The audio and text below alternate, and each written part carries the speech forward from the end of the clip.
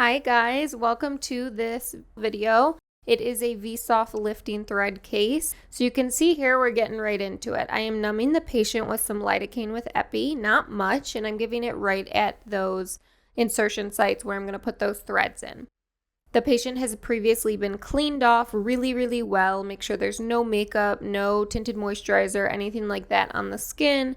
I did use a Hibiclens cleanser all over her face and then also just alcohol to make sure that she is as clean as possible. That will reduce the risk for infection with this procedure. I just went in with an 18 gauge pilot hole needle, and you can see I kind of pre-tunneled a little bit with that needle to make sure that I was able to get in with this cannula that I'm seeing here using. So I'm here using a 75 millimeter cannula, and I'm using that to kind of create my tracks that I'm then going to go in with the thread.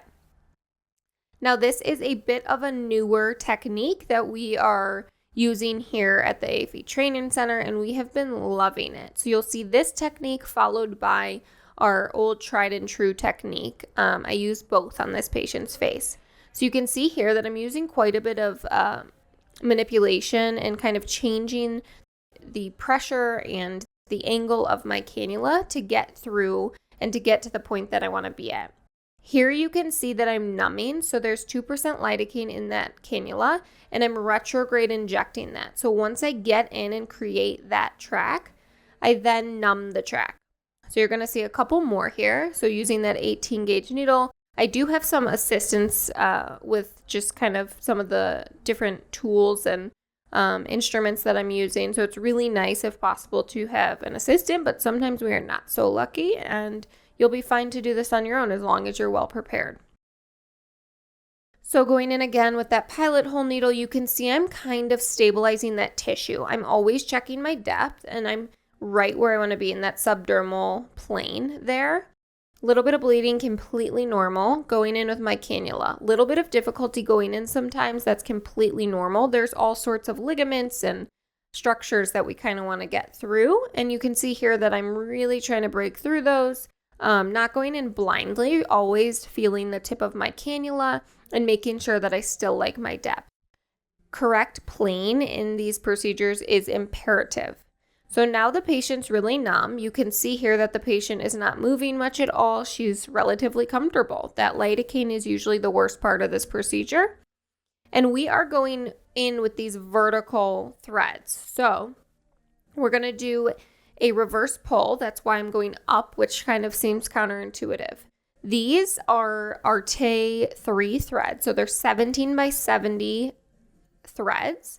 And you can see here, I took the little stopper out that was at the top of the thread, and that's what keeps these barbs from engaging. When I'm ready for them to engage, I then take the stopper out. So here I am going in with that second thread, and I should fall pretty much back into that track that I just created with my blunt tip cannula. Sometimes it's a little bit not as easy as you may think. You can see here I backed up a little bit. Now, since that stopper's at the end of my thread, I'm able to back up. I looked a little deep, so you can see here I'm kind of adjusting multiple times, and that's because my depth felt a little bit deep. Here we go. You can see still trying, but it's going in nicely. She does have, more tissue there than in other places in the face, so it's gonna feel and look a little deeper than it normally would. I'm finally happy with my depth there, so I take that stopper out. I give a little twist to help that thread engage.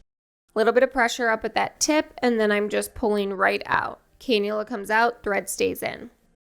Now, these are blunt tip cannulas that I'm using with these 70 millimeter, 70 millimeter threads. 17 gauge. So these are the thickest that we have, and they're really nice for heavier tissue, or if you know that patient's tissue can accommodate a thicker thread, it's great to use these thicker threads. You can see here I'm doing a reverse pull. So this feels a little funky for the patient. They're getting, they're numb, but they can kind of feel that tension that you're putting on. So I'm giving as much pull as I can. I don't want to rip that thread completely out. So I'm kind of just supporting it and then giving a little bit of a tug. And you can see here, going back and forth a little bit, You want to find that perfect amount of tension that you get a lift, but you're not kind of pulling that thread right out of the face. And we're getting a really nice lift with each of these, kind of always supporting as I pull. So that portion is over when we use that new technique. We are finished with that. We got a nice lift, but I really wanted to go in and do our normal 3-vector lift that we have, played around with and tested for many, many years. So here we are going in. So I'm using the same gauge cannula here, so the same gauge thread. So it is 17 gauge, but it's longer. So I'm using 100 millimeter threads here just because the vectors are going to be a little bit longer. So I'm doing that nasolabial vector. You can see here I went in and now I'm going behind with the second one. It's a little tricky to get in sometimes, but I just kind of move that previous thread that I placed and get in right behind it. And the patient's really numb because she has lidocaine on board. You can always add more if they need it, or just inject locally with a little ComfortDoc syringe if they need a little bit more coverage. Here I am going into that marionette, and you can see perfect depth. I can see where my cannula is, but I'm not too superficial. Patient's relatively comfortable. Usually if you're too deep or too superficial, the patient will feel much more significant pain. That's not an always thing, but typically they're a really good indication if you are in the wrong plane. Here I am going in with my third thread, and I'm going to go down to the jowl and really lift this patient's jowl. And in the before and after, you will see what a beautiful result we get from doing this lift. This patient really struggles with that loose tissue in her lower face. I just broke through like a little bit of a ligament, completely fine.